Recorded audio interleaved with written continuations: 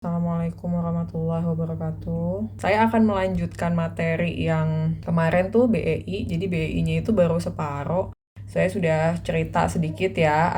Kita akan mempelajari secara utuh sampai nanti praktikum tentang yang interview secara mendalam. Tapi jenis wawancara itu ada lagi yang namanya behavioral event interview. Karena ini happening banget di antara para interviewer kalau lagi mewawancarai di proses seleksi, di proses evaluasi begitu ya, untuk mengevaluasi atau membuat profil individu atau seorang karyawan. Para interviewer itu biasanya diminta untuk menggunakan teknik behavioral event interview. Jadi teman-teman saya pikir sudah perlu mengenal dan juga perlu mengetahui bagaimana cara menjawabnya. In-depth interview itu kan kita biasa memperbolehkan orang yang kita interview itu bercerita panjang, kemudian memberikan gambaran mengenai penghayatannya, ide, opini, argumen, segala macam itu boleh kita terima, boleh kita serap, boleh kita jadikan informasi yang kemudian dianggap penting. Tapi kalau misalnya di behavioral event interview, itu nggak bisa sembarangan data yang kemudian perlu kita dapatkan, perlu kita ambil gitu ya. Karena nggak semuanya bernilai. Si behavioral event interview ini juga biasanya disandingkan dengan kamus kompetensi. Mungkin kalau kamus kompetensi nanti ada mata kuliah lain yang akan menjelaskan, tapi saya ngasih tahu aja, BEI atau BEI ini akan disandingkan dengan kamus kompetensi, baik itu yang jenis general ataupun punyanya spektor. Nanti kalau teman-teman belajar itu gitu ya, sehingga nanti omongan orang yang kita interview itu tidak semuanya bisa kita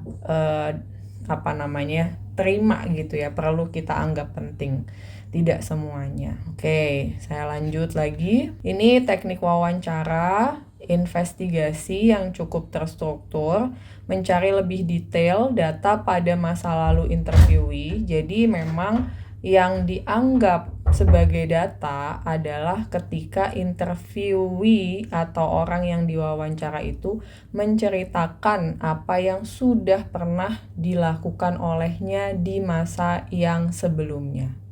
Kalau lagi-lagi saya ingatkan, kalau yang diceritakan adalah, oh nanti saya akan begini, Mbak, Mas, Pak, Bu, nanti saya akan mampu menganalisa, nanti saya mau melakukan hal A, B, C, D, E, meskipun terlihatnya logis, meskipun terlihatnya bagus, tapi dalam behavioral event interview itu nggak perlu kita percayai. Kita nggak bisa kemudian menganggap hal itu sebagai data penting, karena behavioral event interview ini yang dicari adalah kompetensinya. Poinnya adalah apa yang benar-benar dilakukan oleh interviewee, bahkan di situasi yang sangat spesifik. Sebagai pewawancara kita perlu nanyain betul-betul tuh, situasinya seperti apa. Jangan sampai dia mengarang-arang cerita gitu ya. Kan bisa aja ya ada orang yang jago storytelling, dia pandai untuk menceritakan sesuatu, dia mengarang, dia mengkondisikan kita untuk kayaknya situasinya tuh begini. Nah, kita mesti tanya detail, karena detail situasi itu membuktikan bahwa ceritanya atau jawaban yang dia berikan itu nyata gitu ya. Kemudian apa yang benar-benar dipikirkan, dirasakan, diminati dalam hal yang spesifik. Nah, kemudian prinsipnya kinerja masa lalu merupakan indikator terbaik untuk menilai apakah seseorang memiliki kompetensi yang dibutuhkan. Tadi makanya saya bilang BEI ini untuk menggali kompetensi. Kompetensi itu sesuatu yang memang sudah dimiliki dan muncul sebagai perilaku begitu ya. Jadi kinerja masa lalu ini merupakan indikator terbaik untuk menilai apakah individu memiliki kompetensi yang dibutuhkan oleh perusahaan ya biasanya. Perilaku masa lalu merupakan indikator terbaik untuk memprediksi perilaku yang menghasilkan kinerja di masa datang. Kalau sudah pernah dilakukan di masa sebelumnya, harapannya dia juga bisa tuh untuk melakukan hal tersebut, mampu melakukan hal tersebut, atau bahkan terampil melakukan hal tersebut di masa yang akan datang. Sehingga kita sebagai interviewernya perlu menggali pengalaman-pengalaman yang berkesan. Ada satu poin yang dia mungkin merasa paling bagus atau one high point dan satu low point. Jadi di mana dia merasa terpuruk atau merasa sangat susah begitu ya, nggak apa-apa, itu kemudian diceritakan. Nah, poinnya adalah kalau misalnya nanti suatu saat teman-teman semua di interview begitu ya, nah ceritakan aja yang sudah pernah kalian lakukan, baik itu wawancaranya nanti mereka mengatakan itu BEI ataupun tidak mengatakan itu BEI gitu ya, tapi ya ceritakan aja apa yang sudah pernah teman-teman lakukan di masa lalu gitu, karena itu membuktikan bahwa ada nih kompetensinya, ada nih yang sudah pernah dilakukan gitu ya. Bukan hanya menceritakan yang berhasil, tapi boleh juga menceritakan di mana teman-teman merasa gagal. Tapi saya sebagai asesor sih biasanya juga menunggu ya, ketika kalian merasa gagal bagaimana teman-teman itu memperbaiki keadaan, atau bagaimana teman-teman itu mengelola diri, atau bagaimana teman-teman itu melakukan problem solving. Itu biasanya sebagai asesor saya menunggu penjelasan itu ketika saya meminta interviewee-nya itu untuk menceritakan low point ya, atau hal-hal yang dirasa cukup rendah gitu di situasi kehidupannya orang yang lagi saya wawancara gitu.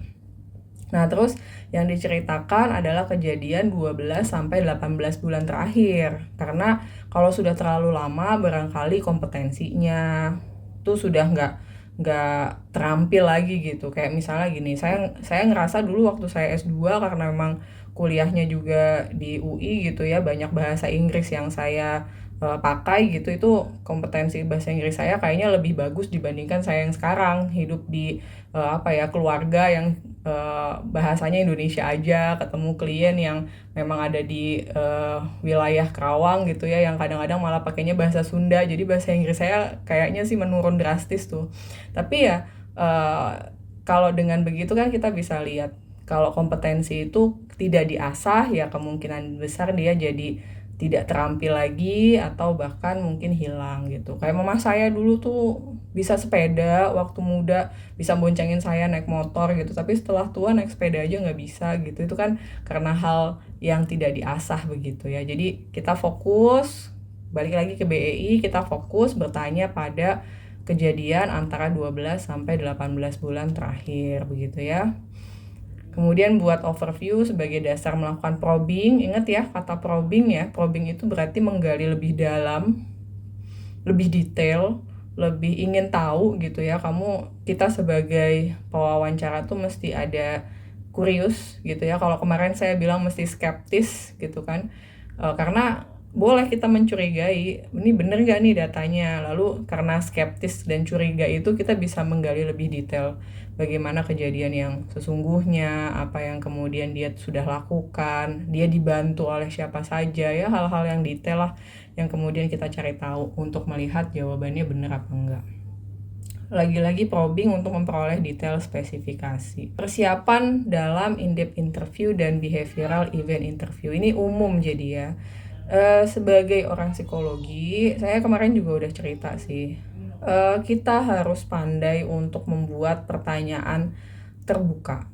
Tapi bukan berarti pertanyaan tertutup itu haram digunakan, bukan ya. Pertanyaan terbuka ini tuh maksudnya agar seseorang yang kita wawancara bisa menjelaskan dengan lebih panjang, bisa menguraikan dengan lebih luas, bisa menjelaskan dengan lebih detail gitu ya informasinya. Itu open question sifatnya atau tujuannya tuh itu. Sifatnya tidak mengarahkan, kita kemudian mencoba untuk membuat IT bebas gitu ya, mengekspresikan perasaan, pemikiran, ide, dan penghayatan, tapi ya disesuaikan ya dengan jenis interview yang sedang kita lakukan, apakah yang in-depth interview atau yang behavioral event interview. Dengan open question, kita juga akan mendapatkan informasi yang lebih kaya ya, lebih banyak. Kemudian dapat digunakan dengan menggunakan kata mengapa, bagaimana, begitu ya. Kayaknya ini sudah saya tulis tuh di papan tulis waktu di pertemuan sebelumnya. Ada apa, seperti apa, begitu ya. Ini akan membuat seseorang terpancing untuk menjelaskan dengan lebih luas begitu. Kemudian memberikan kesan bahwa kita berupaya memahami permasalahan atau informasi yang dimiliki IT dengan lebih mendalam. Saya berharap sih selama jalannya wawancara sebagai interviewer kita itu nggak usah terlalu banyak bercerita ya. Kita ya kalau boleh dipersenkan kita 30% aja lah ngomong, sisanya itu ya orang yang kita wawancara yang mengeksplorasi ya, mengeksplor pemikirannya atau pengalamannya begitu. Karena kalau kita yang kebanyakan ngomong namanya kita ngasih wejangan nasihat gitu, bukan kita lagi wawancara. Nah, ada lagi sih close question atau pertanyaan tertutup. Ini tadi saya bilang bukan hal yang haram ya, tapi ada fungsinya. Hanya saja jangan digunakan banyak-banyak saat melakukan wawancara. Close question adalah pertanyaan yang merujuk pada jawaban tertentu sehingga sifatnya mengarahkan. Biasanya yang dicari adalah jawaban ya atau tidak, bukan, belum, sudah, begitu ya. Nah, biasanya seperti itu. Terkadang digunakan juga untuk leading question atau membuat interviewee membuat klien merasa interviewer memiliki agenda tertentu. Jadi memang kalau close question ini biasanya ada upaya kita untuk perception checking misalnya gitu, atau ingin membuat interviewee-nya ini tuh lebih jelas gitu ya, lebih berani untuk menyatakan ya atau tidak gitu. Jadi mengarahkannya tuh ke arah sana. Nah, sebaiknya tidak digunakan di awal wawancara, nanti proses wawancaranya jadi stuck, jadi tidak berkembang begitu ya, jawabannya tidak membuat kita punya informasi lebih banyak gitu tentang si interview yang kita tanya gitu ya. Nah, cuma memang dapat digunakan bila kita sebagai interviewernya merasa perlu meyakinkan diri mengenai apa yang ditangkap dari orang yang kita wawancara. Nah, ini membangun kepercayaan, ini building rapport ya. Kemarin tuh sudah saya bahas juga sih mengenai building rapport. Nanti setelah ini akan saya bahas mengenai encourage ya. Membangun kepercayaan atau building rapport ini harus kita lakukan, baik mau menggunakan teknik in-depth interview maupun behavioral event interview. Pada intinya sih membuat kita sebagai interviewer itu punya banyak data. Kalau orang yang kita wawancara itu nggak trust sama kita, dia juga mungkin tidak akan memberikan informasi yang utuh begitu. Karena sebetulnya saya kayaknya pernah bilang juga nih di kelas, orang yang terlalu khawatir dengan kita ya, orang yang kemudian tidak yakin gitu dengan interviewernya akan memberikan rasa aman, mungkin jawabannya akan pendek-pendek dan ruginya tuh akan terjadi di kita sendiri juga gitu ya. Jadi perlu kita membangun kepercayaan agar jawabannya bisa dieksplorasi gitu. Nah, apa yang bisa dilakukan? Pertama, untuk di awal tentu kalau pernah dengar namanya chit chat ya.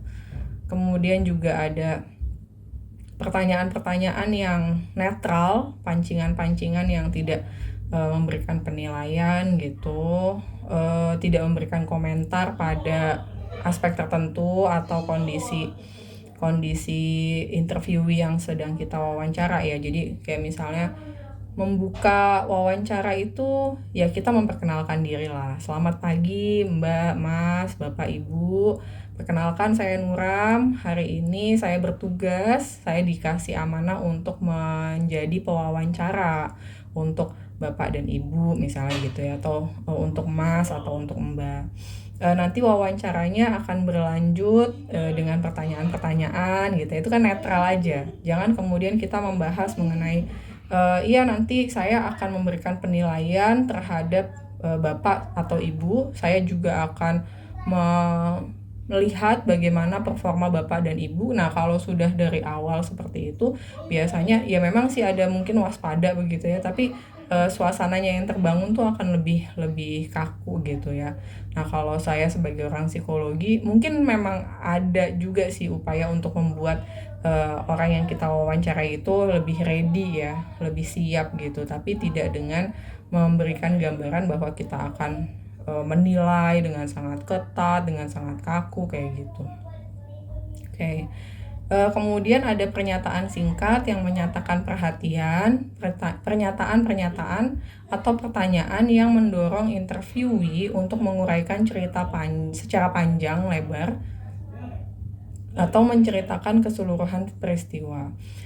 Nanti juga dalam membangun kepercayaan ini ada upaya kita untuk memperlihatkan sikap-sikap nonverbal yang membuat orang itu nyaman dengan diri kita sebagai interviewernya.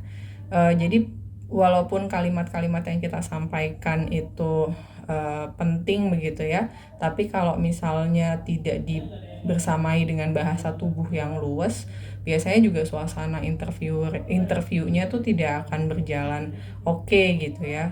Nanti ada observasi juga kan yang diberikan atau dilakukan oleh interviewee-nya. Jadi ya memang kita juga harus belajar untuk membawa diri dengan cukup baik gitu. Kemudian ada pernyataan mendukung. Pernyataan-pernyataan yang membantu interviewee melanjutkan ceritanya dengan menunjukkan dukungan atau Anda setuju kepadanya. Biasanya kalau saya sih anggukan, oh iya bener tuh kayak gitu. Atau kalau misalnya lagi dalam proses konseling ya, nanti kan teman-teman akan ada mata kuliah konseling juga. Biasanya saya akan mengulang kembali kalimat dari klien. Kemudian kalau akhir-akhir ini dalam proses konseling saya juga biasanya memberikan validasi juga sih. Oh iya, saya sepakat itu dengan apa yang sudah Mbak lakukan, atau kayaknya kalau misalnya saya di posisi Bapak juga saya akan melakukan hal yang sama gitu. Itu adalah pernyataan mendukung. Kemudian menggali hal-hal yang spesifik dengan maksud mendorong interviewee memberikan informasi spesifik yang mungkin ingin dihindarinya. Itu juga kita bikin jadi santai sehingga proses interview itu bisa berjalan dan klien atau interviewee-nya bisa memberikan informasi yang lebih detail. Oke, ini slide-nya sudah sampai sini. Saya tutup dulu ya.